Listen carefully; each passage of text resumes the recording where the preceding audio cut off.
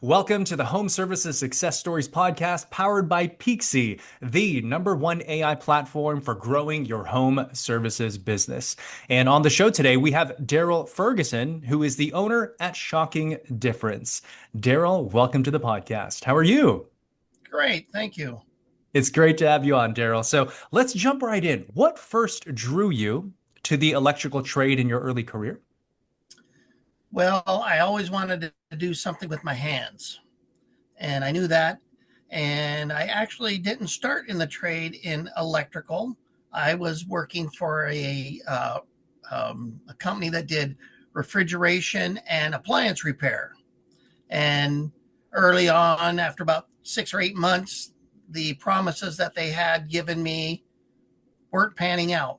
So I heard about the electrical trade. I went and interviewed, got hired on, and I just loved it. I love going out and helping people, and I've always enjoyed using my hands and building stuff and figuring things out. So here I am. Interesting. What was kind of the earliest inclination that you discovered that you liked working with your hands? Well, as a kid, I was raised by a single mom, so I had to learn a lot of stuff on my own. So I honestly, right out of high school, I wanted to be an auto mechanic. So I never made that. So I just kind of went through life and ended up working on cars on my own. And that's my big interest, and ended up stumbling into the electrical career, and I loved it. So I stayed with it. And here I am almost 30 years later. So it was just kind of an inclination that you had a knack for something and you started kind of Yeah. experimenting with it, seeing how you could add Yeah. value, and ultimately landed in electrical. Yeah. And finding something that interests me, that I could use my brain to figure it out and work with my hands. And I like figuring out, going in and someone has a problem and you got to figure out how did the last guy do this to make this work. And so it's kind of a puzzle piece. So there's kind of an interest in the problem solving, use Yes. your kind of natural intelligence. Okay, cool. I like that. So what was the turning point that made you start Shocking Difference in 2006? I believe it was, right? Yeah. Yeah. Yep. 2006. Well, I was working for a large company, and ownership had changed, and the new management and I did not see eye to eye. And my mom was having some health issues, and she was living with us. And so between the business changing owners, my mom's health, and I had a young son at the time, it just made sense to open my own shop. And have you ever started your own business before? Did you ever have any kind of Yes. entrepreneurial experience? Yes. Okay. When I was 24, my mom and I owned a restaurant together. So I ran that for 10, 11 years before I got into the restaurant, the electrical business. Did that some way somehow prepare you to start your own business, do you think? Well, I think it prepared me for balancing the load of the jobs and everything. Because when you're in a restaurant and you're cooking, you got all those tickets and you have to multitask. Oh, that guy over there wants a well done steak, so I got to start it now while I'm doing all these other. So you have to always be watching everything that's coming at you and figuring it out as you go, and so that everything comes out at the same. So at the end of the job, you don't want to have any forgotten parts or pieces. So I think that it prepared me to do what I do now.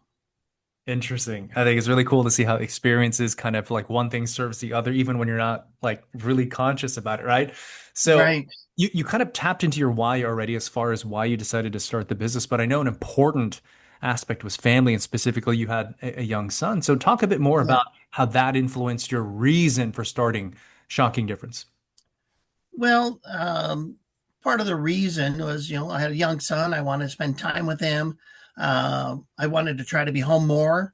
The company I was working for was sending me 2, 3 hours away every day, and it was lost time. When you're traveling on the road, it's lost time. So I wanted to figure out a way that I could spend more time with my family and with my son. And it just made sense to start my own shop and hopefully have a better control over the amount of time I'd be away from home.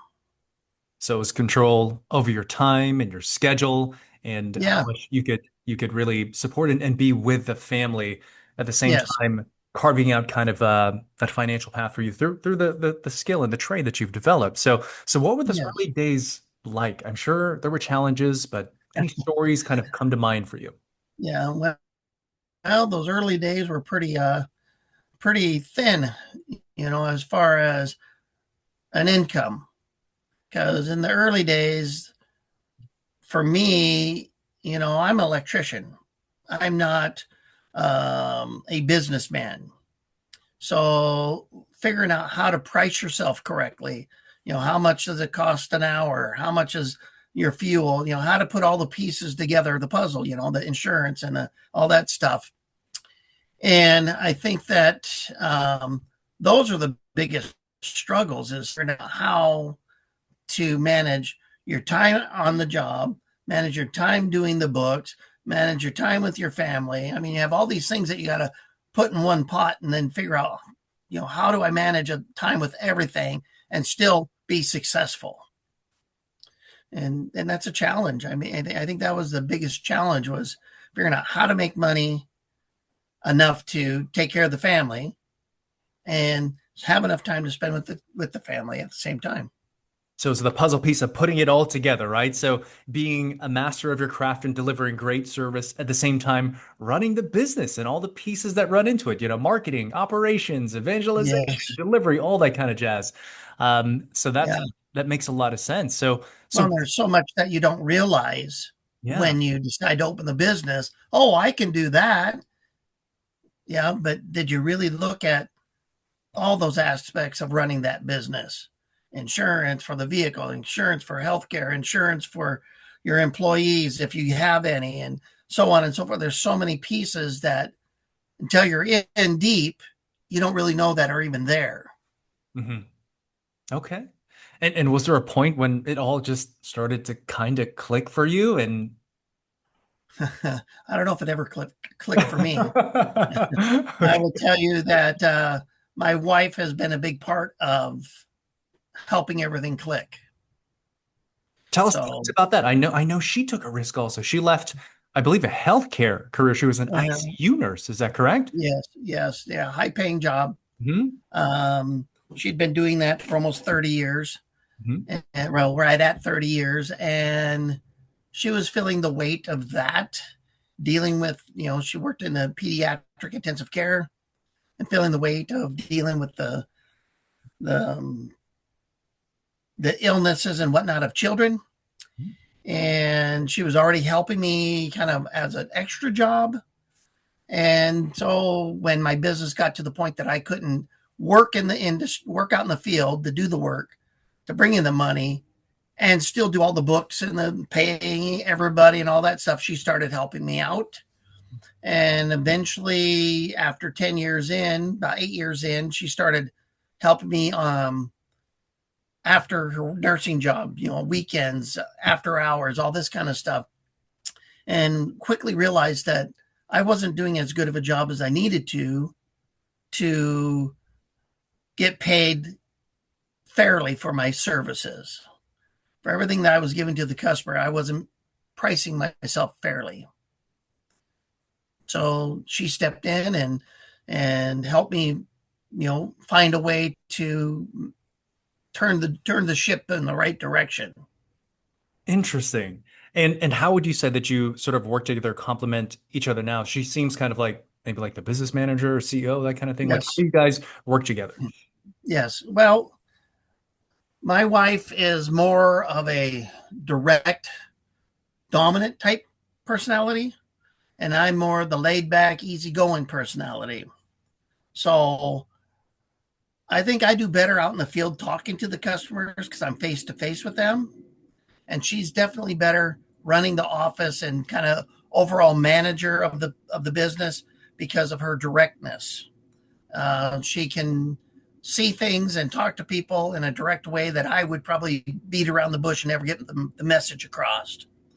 So I think that we make a good pair in that way as I can go out and get the customers happy and do everything that we need to do on that end.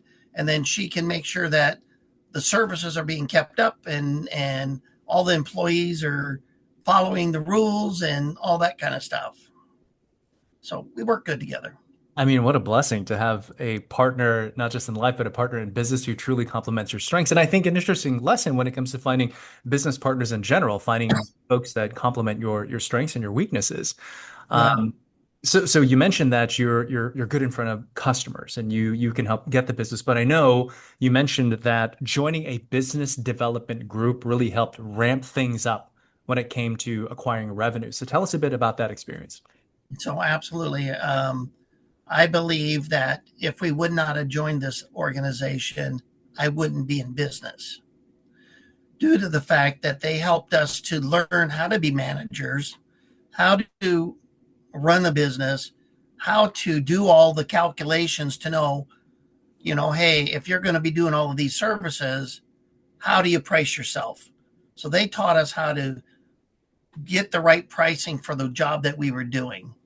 And I think that if I truly believe that if we wouldn't have joined that certain path, we wouldn't be in business today. I would be working for somebody else. And I'm thankful that we found that organization to join. They've been fantastic, and we've learned so much that now we're making money. Before I lost money every year for 10 years until we joined, and by the second year I was making a profit. So I mean, huge improvement the first year. The second year we started making a profit, and I've made a profit every year since then. And so we couldn't have done it without them. So it sounds like they really helped you in terms of like optimizing your pricing to make sure you run a profitable business. What was the most important thing they may have taught you in terms of getting new business, in terms of, marketing or client acquisition? Like, what can you tell us about that? Well, I think that the biggest thing that I needed to learn was I'm more valuable than I was valuing myself. You as an individual say, oh, I'm worth $60 an hour. When really you're not putting all the pieces in when you're figuring out your value. Your value isn't just your time. And I was only charging for my time. I didn't have all the other pieces in that value. Hey, I'm giving excellent service. I wear shoe covers. I clean up after myself. All those things that bring value that I wasn't charging for. So they help you to understand that all of those things that you do bring value, and that value has a dollar amount attached to it. It has to. And I needed to understand that because I'm thinking, oh, I'm just doing this because I'm respectful to the client. When really, how many people are doing all those things naturally? Is I found out over the years that most people in construction industry don't clean up after themselves, don't worry about wearing shoe covers, don't worry about a lot of things. They don't advise the customer in a great way, and they're still charging more than I was. And so once I learned that I needed to value myself because of all the things I was doing, then my pricing and stuff started falling in line.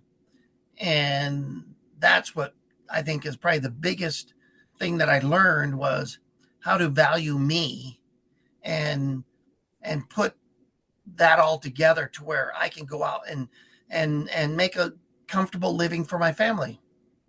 I think that's a really great takeaway. It was they kind of guided you through the process of understanding your value, the things that you just thought were this is the way things are done, right? But when you look broader Right. in the marketplace, there's like steps, there's line items of value that you just thought were the way.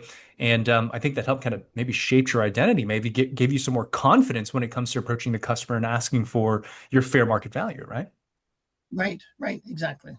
Okay. Well, today you employ, I think, 16 individuals. You've won awards for service. You've certainly become a leader in your market. What do you think has been the key to that growth and success, Daryl? Well, I think that first our faith had a lot to do with it. you know, you, it's not easy to step out there and start a business because I mean it could fail tomorrow. and it still could. But now, this many years in, I've built a reputation and whatnot. So I think that for the success of this would be my faith, my determination to succeed, building a good culture within my business, because I think that the culture of the business is huge for retention and keeping good guys, good people working for you. You know, you have to have a culture that they all can appreciate, connect with, and it makes it enjoyable to come to work. I know that I wouldn't want to go to work for a place that I had to drag myself in there every day. I want to go to work for somebody that treats me fairly, and it has a great culture that I can get along with other coworkers. And then I think that the last thing really is having, in my case, a good partner to work with that has my back no matter what, and that can help me to strive to be maybe better or keep going on every day. Because it's tough some days, when you're, having a rough week, you need that other person to kind of give you a helping hand, pull you up to the next step or whatever. So the keys to success, I heard number one, your faith, number two, developing culture, and number three, having a good partner. Yes, I think so. Encapsulates kind of like the story. I think that's great. Awesome. Speak a bit about your faith, Daryl. That was your first go-to, and it takes a lot of trust in yourself, in God or whatnot, to start a business. So what were you apprehensive about, and how did your faith help you take that first step? Well, I was working for the other company before I started this, and I believe that God was telling me it was time to make a change in my life. And my wife, I talked to her, I expressed that to her, and she says, no, I don't want you to open your own business, because she comes from a family where her dad was self-employed and struggled over the years. And her dad's a good starter. So he starts a business and then loses interest, and then he goes on to something else. And so he never had the determination to keep going.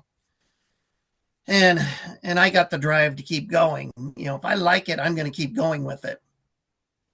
And then I think that, after her and I having that conversation, certain situations happened in our life, in my career, with my business.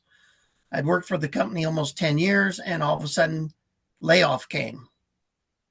It's like, whoa, I've never had this before from any job I've ever worked at. And so I thought, you know what, maybe now's the time. So I went and took the proper steps, got the proper licensing, and that company had me come back to work. I thought, oh, okay, it was just a hiccup. Kept working, and well, unfortunately, or fortunately, God had a bigger plan, and he started beating me up every day I'm driving to work, saying, what are you doing? Well, I'm going to work, and he kept telling me, well, I told you what I want you to do. So I explained, hey, my wife doesn't want me to do this. Of course, God has a bigger plan, and he usually points you in that direction. He can't force you to do it, but he points you there. And he just told me, he said, the one thing he told me when I told him, well, my wife doesn't want me to start my own business, he said one thing to me and stopped, and he just said, I will provide. Wow. And it's like, okay. So I went home.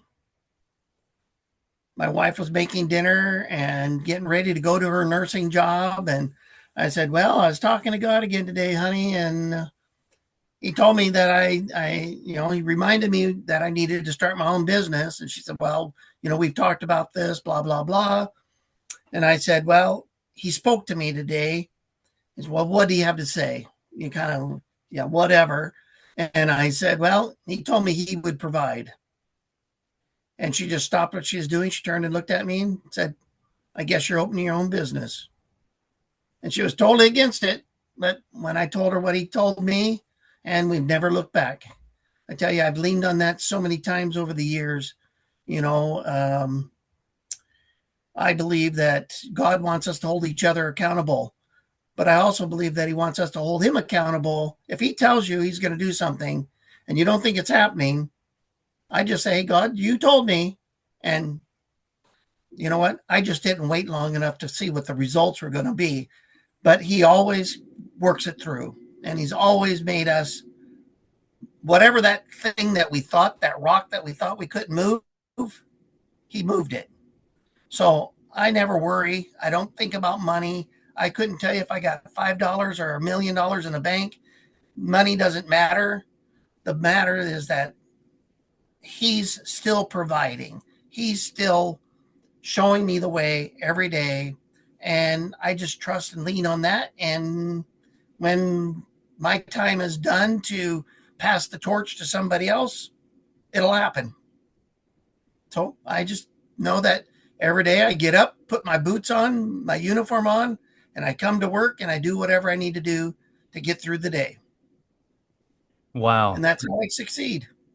That is an unbelievable story. And look, that simple act of faith, of obedience, of just saying yes, and look what it has turned into. Even your Yes. wife, who was apprehensive about starting a business, is now the COO of your Yeah. business. I mean, And it she is left a amazing huge how God job. works, right? Yeah, exactly. So Yeah. thank you for sharing that testimony. I think that's tremendous. Um, so, Daryl, this podcast, of course, is brought to you by Peakzi. You are a customer of Peakzi. How would Yes, you we are. describe to other home services business owners what Peakzi is? Okay. So Peakzi is an app that helps you to I'm not the office person, so I don't understand it as well as my wife. I'm just a dumb electrician. Um, but really, we've been using it for only a couple months, 3 months maybe. So we don't know all the ins and outs of it yet. Um, we're learning every day, but it's an app that helps to get you noticed, if I understand, out there in the internet. And their customer service has been fantastic. Anytime we have a question, we call, they're right away. They're happy to answer our questions, guide us through. Again, I don't hardly do anything with the computer. So it's mostly my wife and my office staff that deal with them. But I get nothing but good reports from the office, how they've been really learning so much and how well they've been at answering the questions and helping guide them through getting this whole program up and running and benefiting us. Okay, so So, it sounds like awareness, kind of visibility. So, if you were to speak from your perspective, and yes, a lot of the folks tuning in are not necessarily technical, so whatever your perspective, earnestly, whatever it is really great. So, if you were to say that Peaksy helped you do a particular thing or outcome in your business, what would you say that is? I think it's just giving them another tool that's going to help us to move forward in this new world that we're coming into of all the AI and all those things that are coming out. You know, you need to be on top of the changes. And Pixie's going to give us that tool that we need to keep up and keep us at the leading edge of of the curve of things that are changing.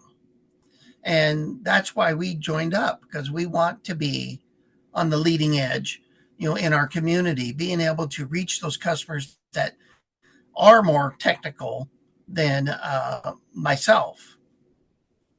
So, it's a fantastic tool. I think that everybody should look into having tools like this, because it does get you out there in areas that you aren't used to. Great. You know, I think that's a great way to go about it and to explain what the value is. So I appreciate that, Daryl. So so we're almost at the end of our conversation here, Daryl. So what yeah. do you see the shocking difference doing in the next 5 to 10 years? What is your vision for the business? Oh my goodness. My vision is I retire. No, I've had that vision for a long time, so it hasn't changed. So, no, I think that um, this year has been a kind of a growing year for Shocking Difference. We brought in our a couple managers that we haven't had before. It used to be just myself and my wife carrying all the load and wearing all the hats. And we've now brought in one of our technicians is now our service manager. And then we brought in a warehouse manager to help get better on top of the parts and our material management, and which is helping understand where our money's at and how much we're spending and how we need to make adjustments. So I think over the next 5 to 10 years would be to bring in more managers in key areas to help us to keep growing. I would like to see the company, grow to be maybe the largest in our community. And just the biggest deal for me is to keep turning out qualified people to become licensed electricians, to keep doing the great work in our community. I always believe that there's, when you go and talk to people, there's good contractors out there and there's bad contractors out there. And I think that part of my job as the owner is to make the best quality electricians I can so that the community can see be able to have quality people come into their home and do quality work. There's so many that just come in, oh, I can do this. They go in and then they mess things up, and then they call somebody like ourselves. We unfortunately, as your business grows, your financial grows, and you have to charge more per hour to go out and do a quality job. There's lots of guys, one guy in a truck that's out there trying to get his name, but he's cutting corners, and people have to understand there's a value between, who you choose to work with. And, getting out there and getting the message out there that, be careful who you choose to work with, and choose a company that is going to give you the value that you're looking for. I think that's great. So what I heard was, number one, investing in personnel in specific key areas so you can continue to grow the business. And it really just seems like you are so caring about quality, excellence, and service to the community, and continuing to do that at an even greater degree. So with that being said, Daryl, close us out. Tell our audience where they can learn more about Shocking Difference, connect with you online. Tell us all these things. Well, what I know is that we obviously have our own website, and then we're all over, Yahoo. I don't know. We're all over the internet. All of our reviews. We have over almost 1,000 reviews that we've received.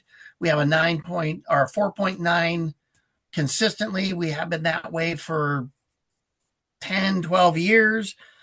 I'm sure if you look up Shocking or Electrician in Olympia, Washington, it's gonna bring us up.